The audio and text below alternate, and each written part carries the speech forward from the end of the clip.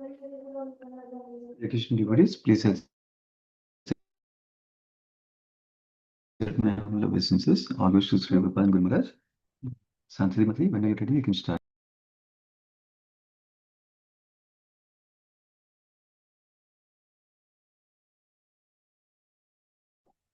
Hare Krishna, Prabhuji. Am I audible, Prabhu? Yes, Mati, I can hear you. Yes. Yeah, sure, Prabhuji. Thank you.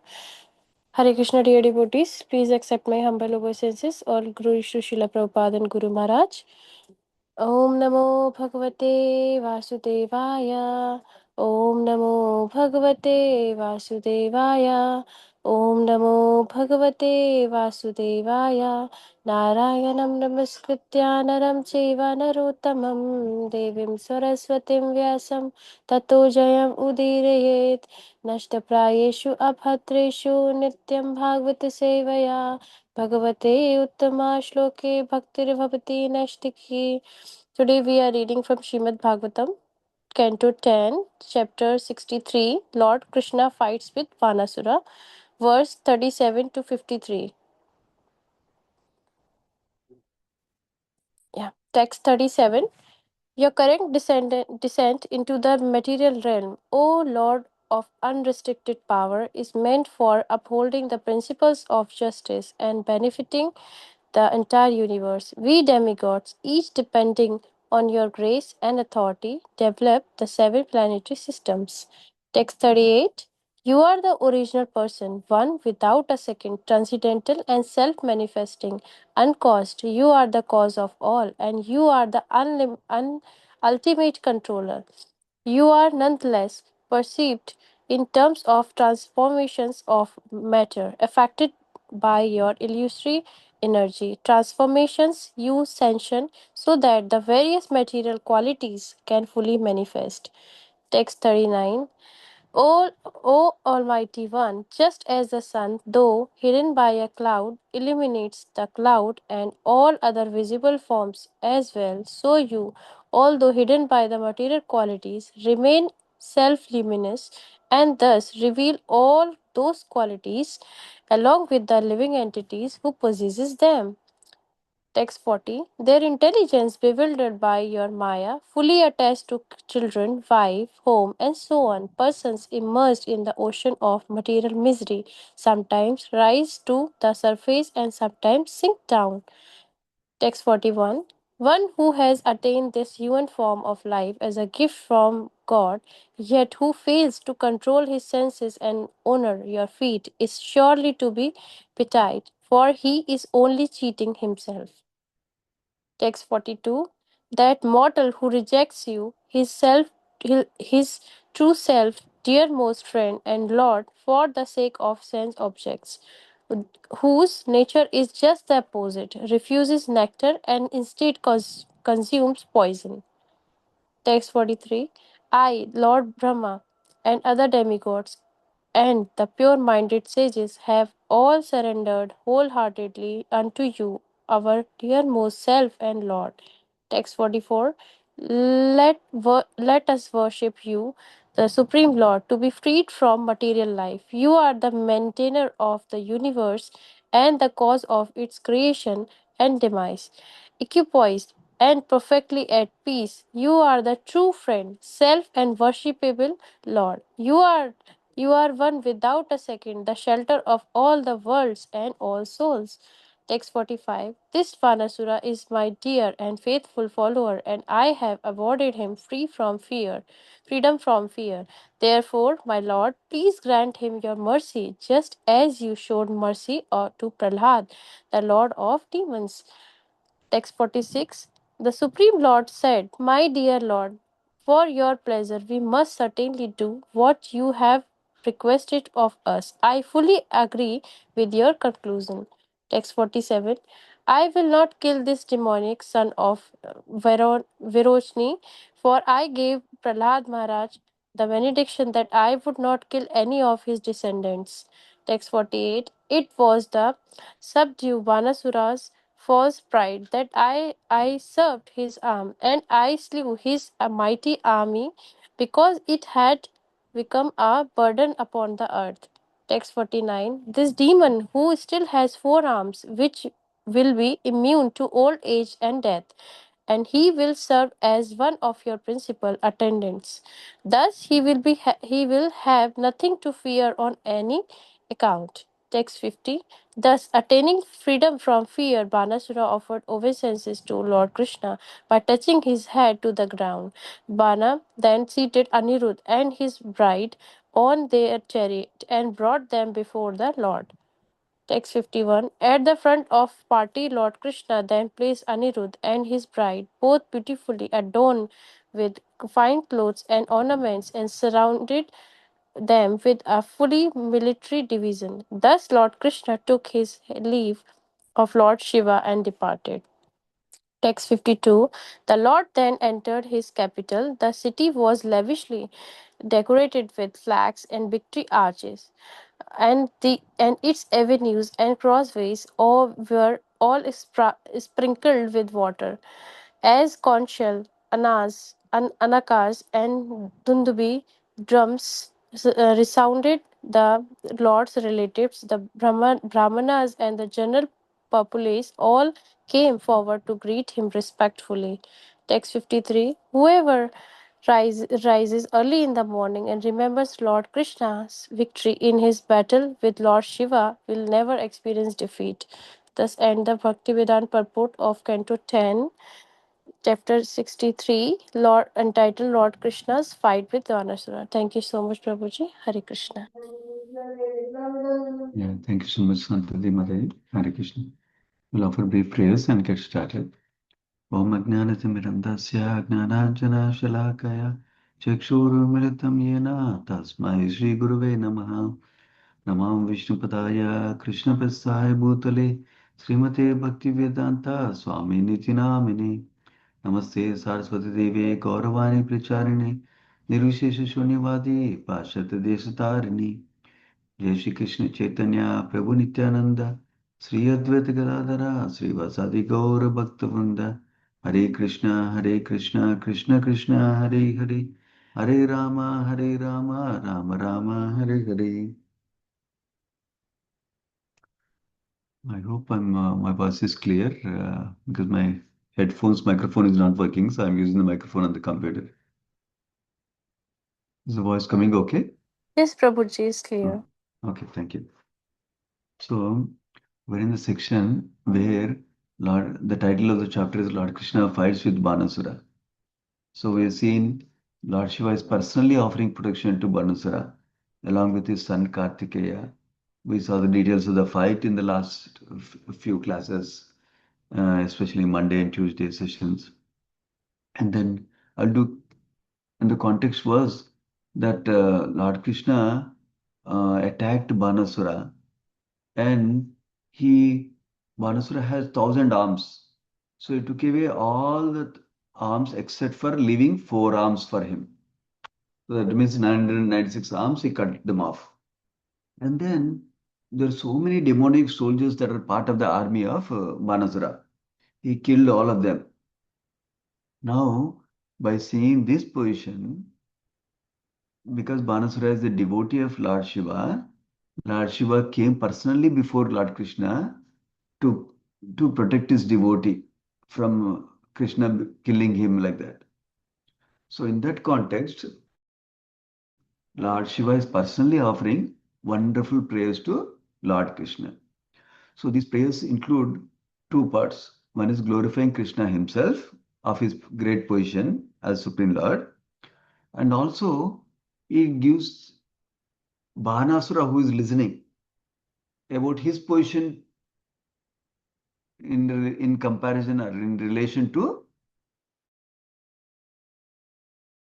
Supreme Lord also. How he is subordinate, how he must be act like a servant, like that also. Those are 2 aspects of these prayers offered by Lord Shiva to Krishna.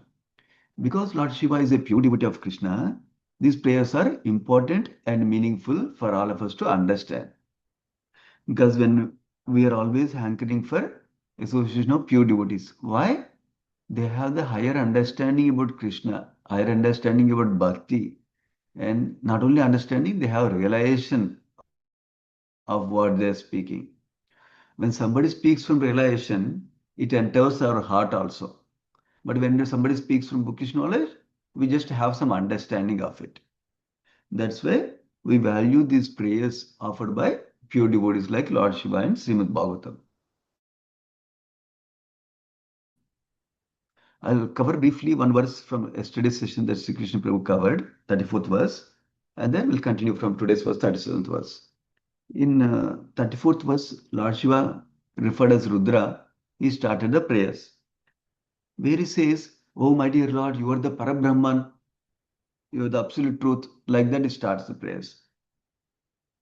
So then, Sri Vishwanath Chakravarti Thakur is describing that when Shiva is saying like this, Krishna may say, "If you know that I'm already Supreme Brahman, then why did you fight with me?" That Krishna might ask Lord Shiva. Anticipating such a question from Lord Krishna, Shiva answers, saying that you're actually secret, even in the Vedas, you're actually secret, you're not widely published in the Vedas also. 1 second. So then how can I know you? Because you're secret even in Vedas also. Then Krishna might ask, then no one can know me? Like that Krishna is asking. Then Shiva is responding in the same verse, 34th verse. He's saying, those who are pure souls, without the contamination of Maya, they can see you, they can know you. But how can I, filled with tamas, mode of ignorance, see you who are like ether, who are the shelter of Maya but not touched it? So, interestingly, two things Lord Shiva is revealing here. One is, if somebody's heart is impure, they cannot understand Krishna. But when somebody's heart is pure through bhakti, by the mercy of Krishna, they can understand Krishna. That's one aspect he is describing. Another aspect is placing himself in a humble position that I'm filled with tamas ignorance. That's why I cannot know you. But in reality, we know Lord Shiva is the greatest devotee, pure devotee. Pure devotees are not affected by mode of even goodness also. Forget about passion and ignorance that Shiva is talking about here. So this we need to understand. He is speaking out of his humility like this.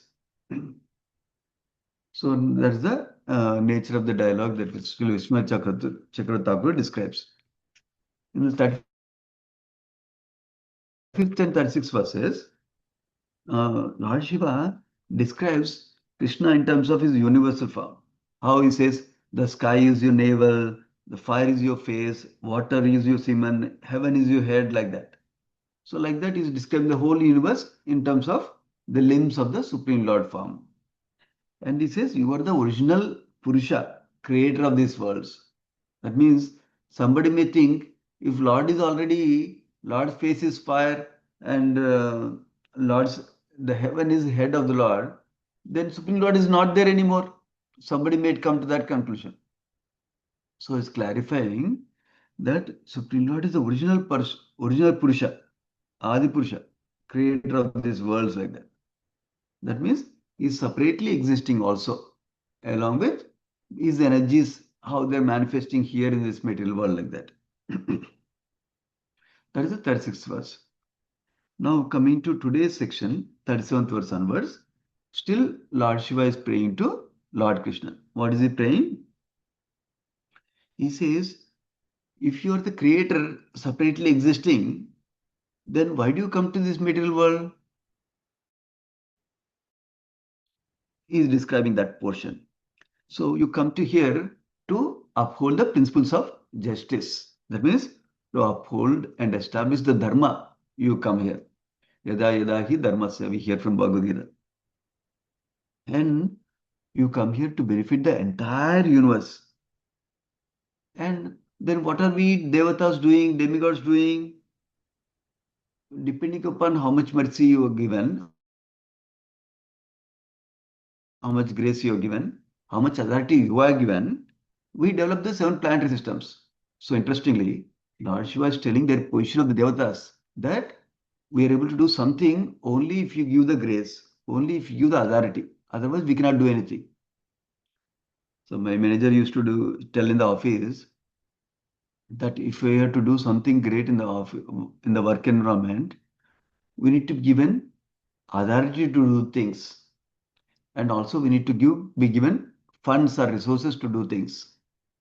Otherwise, we cannot do anything. She used to describe. Same thing here. We are hearing that Supreme Lord gave him the ability to do by giving the grace, number one, to all the demigods, and also give the authority sanction to do what they are doing as a service to Krishna, like that. So, similarly, we as living entities, when we get a order from our superiors, order from our guru, or trying to follow an order from Krishna and scriptures, then we're also empowered with mercy and empowered with authority to be able to do that service like that.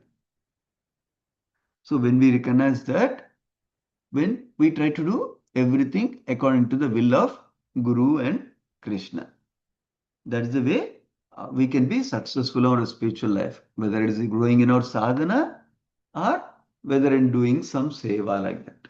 We always should remember that whatever sadhana we are able to do, whatever seva we are able to do, it's only by the mercy given by Guru and Krishna and other devotees. Otherwise, we cannot do it by ourselves. So now, Srila Vishwanath Chakravarti Thakur describes, uh, so if Krishna might ask, oh, if I'm already, if I'm already here, if if I'm also the Supreme Creator, original Purusha, then how come I am visible here? Then Srila Vishwanath Chakravarti Thakur is describing, you become visible as your incarnation for us here only by your supreme mercy that is coming from your inconceivable energy like that. Only by His mercy is visible to us. For what purpose? Shiva already described in the verse. So that He can benefit all of us and He can establish justice. So now Srila Sanatana Goswami describes that Lord Shiva is describing that we become qualified by becoming your servants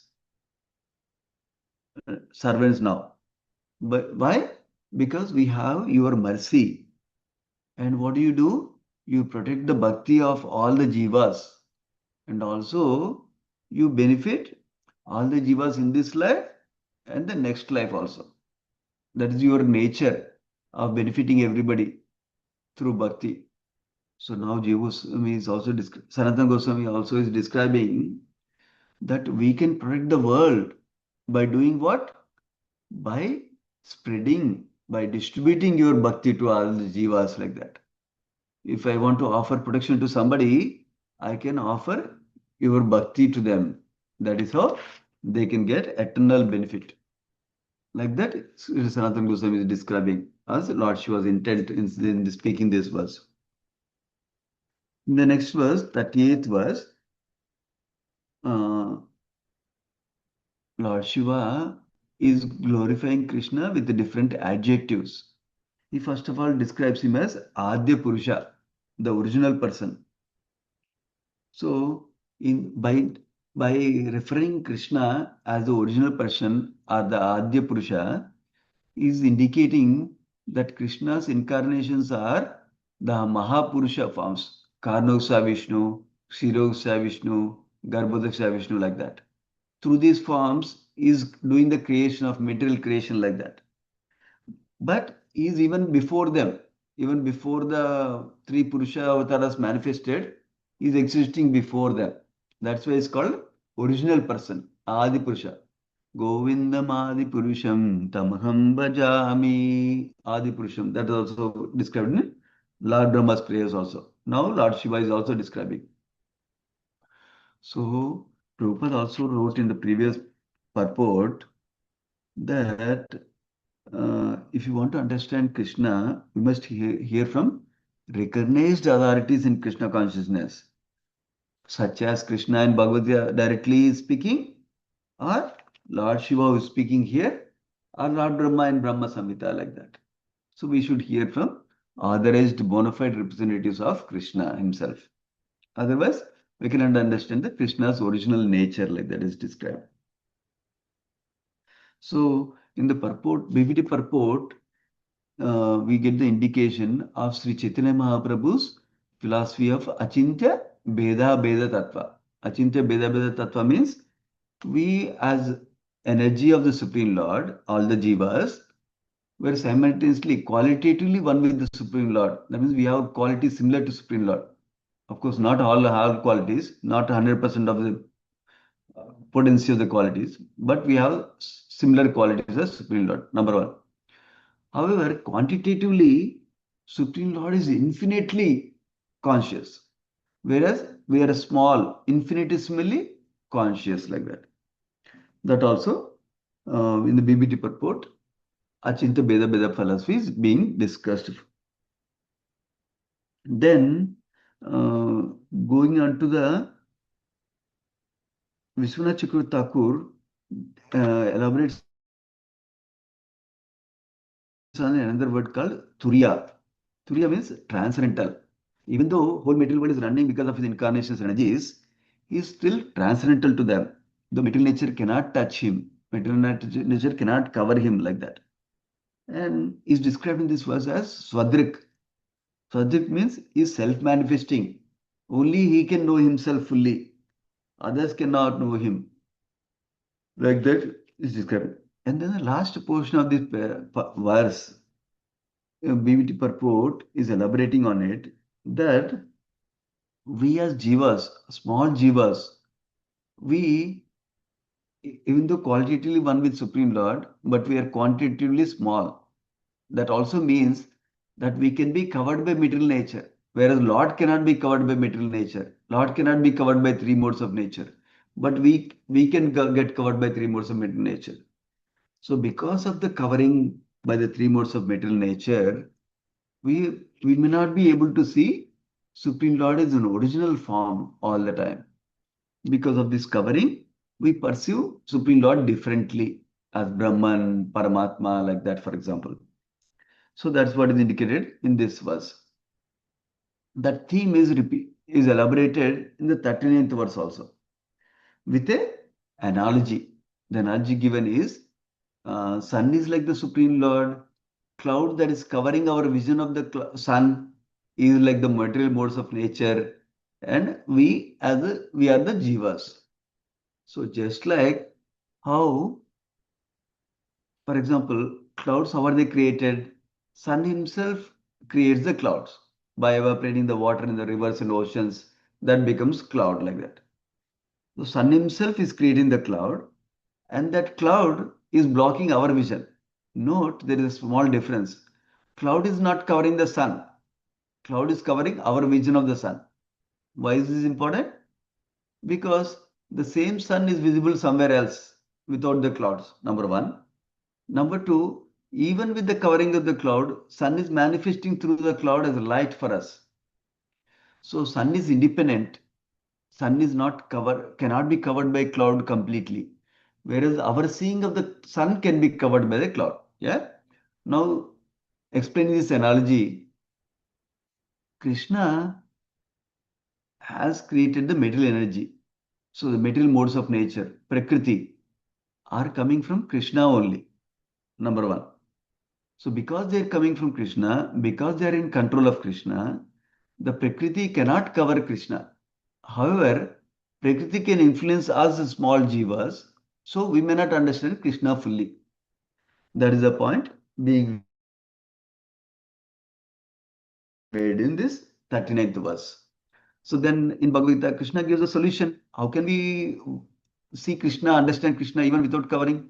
By taking shelter of Krishna. When we take shelter of Krishna, Krishna moves this covering away so that we can engage in loving relationship with Krishna.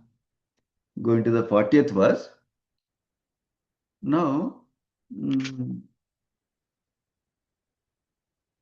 yeah, here in the purports, Jiva Goswami points out that from 40th verse onwards till 44th verse, 5 verses, Now he is instructing Bhanasura.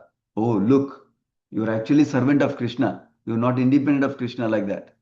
So that is why he is giving the knowledge about what happens to the conditioned jivas like that. He is saying the intelligence bewildered by Maya, by your Maya, by Krishna's Maya, conditional jivas are fully attached to children, wife, home, and so on. And they're immersed in the material ocean of misery. Sometimes they rise to the surface, sometimes they sink down in the water of material misery. What does this mean? Sridhar Swami commentary is indicated in the purport, BBD purport, sharing with us that sometimes sinking in the ocean, sometimes coming out. What does that mean? That means sometimes we take a human form of life. That's like going above the water surface like that. Sometimes may become a demigod or devata.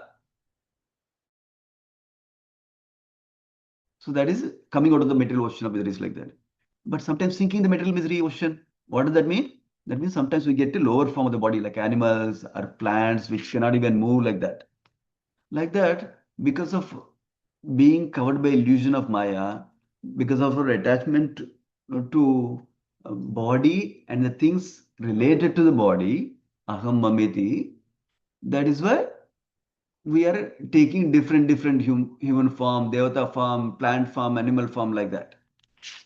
So now in text 41, Lord Shiva describes, but because we have obtained a human form of life now, which is a gift from God, then if I do not control my senses and if I do not take shelter of Krishna's lotus feet, then I should be pitied because I'm cheating myself only, not somebody else.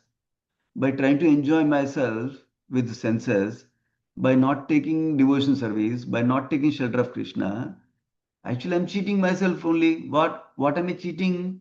I'm cheating myself from getting the higher pleasure. For getting the small sense pleasure, I'm cheating myself from higher pleasure of engaging in loving relationship with Krishna.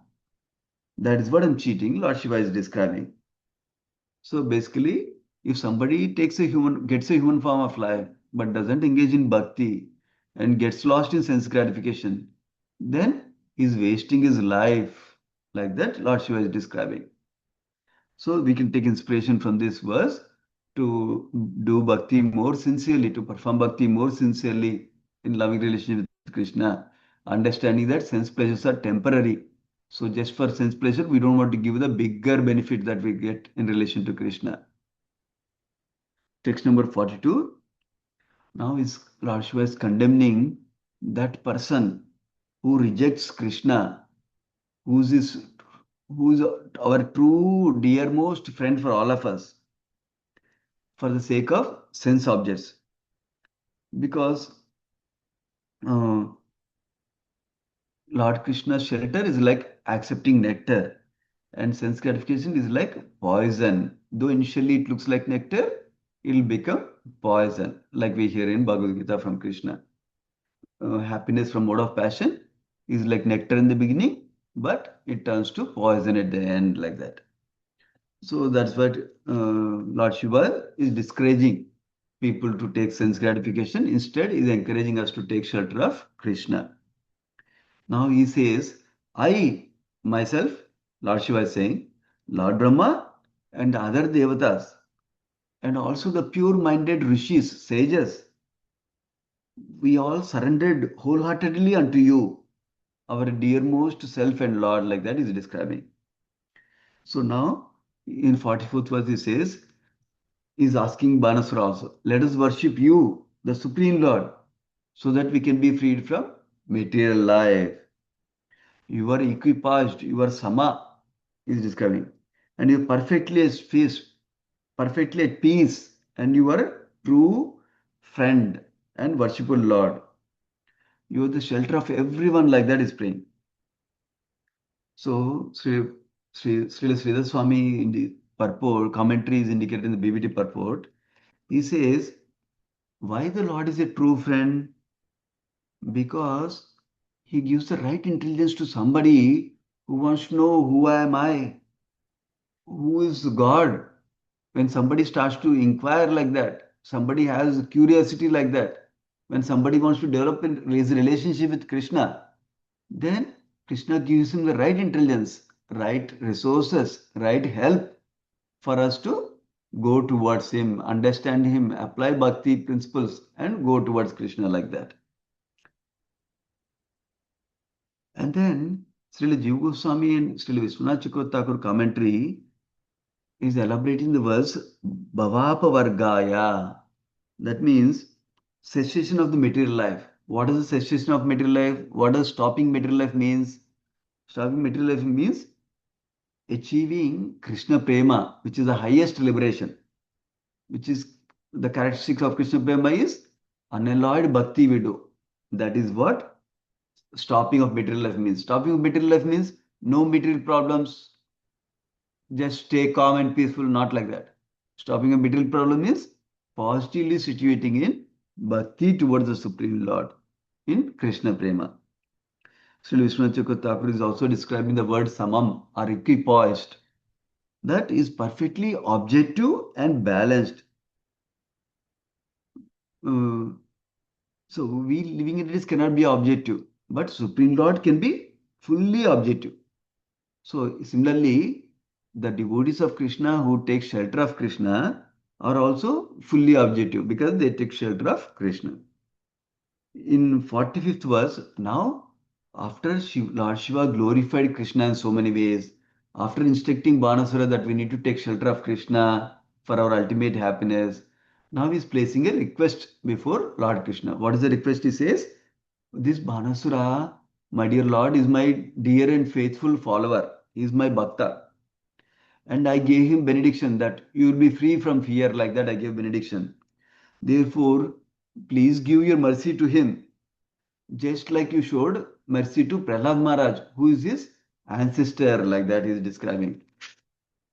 In the purport, we come to know that Banasura is object of Lord Shiva's favor, and also that is the descendant of Prahlad Maharaj and Bali Maharaj is coming in that ancestors, that dynasty of Prahlad Maharaj and Bali Maharaj like that. Then Supreme Lord responds to, Krishna responds to Lord Shiva. He says, oh, for your pleasure, we must certainly do what you requested us. I fully agree with your conclusion. That means he is saying, I will not kill Banasura. I will protect your benediction that you said you gave freedom from fear to him. I will protect your benediction to him. Like that, Krishna is assuring Lord Shiva, who is the greatest devotee of Lord Krishna. And Krishna is further speaking to Lord Shiva. He's saying, I will not kill this demoniac son of Varochini because I also gave word to Prahlad Maharaj that I will not kill any of his descendants. So then next verse he says, I only cut off 996 arms of Banasura so that his false pride will go away. And also I killed all his army because they became a burden upon this earth because of their demoniac qualities. Now Krishna describes in 49th verse, now this demon who still has four arms, he will not get old age and death, like that is describing. And also he'll be continue to be your principal attendant as your devotee. That's why he will not have any fear on any account from now on, like that is describing. So now, after Banasura heard this, Banasura got the benediction from Krishna that he will not have any fear. He offers obeisance to Krishna by touching Krishna, his head to the ground before Krishna.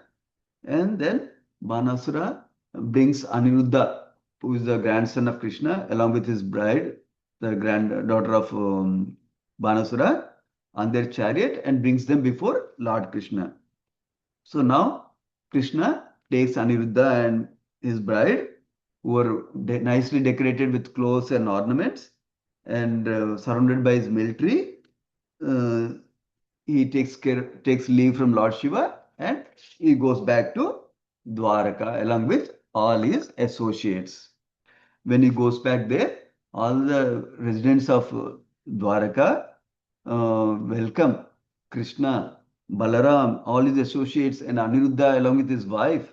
with nice decorations in the city, with flags and victory arches, and they cleaned all the places with sprinkling with water, and they're blowing conch shells and mridangas, and brahmanas. They all came to greet them respectfully. The final falashruti for this section is, whoever raises early in the morning and remembers Lord Krishna's victory in this battle with Lord Shiva will never experience defeat in this life. So what does it mean?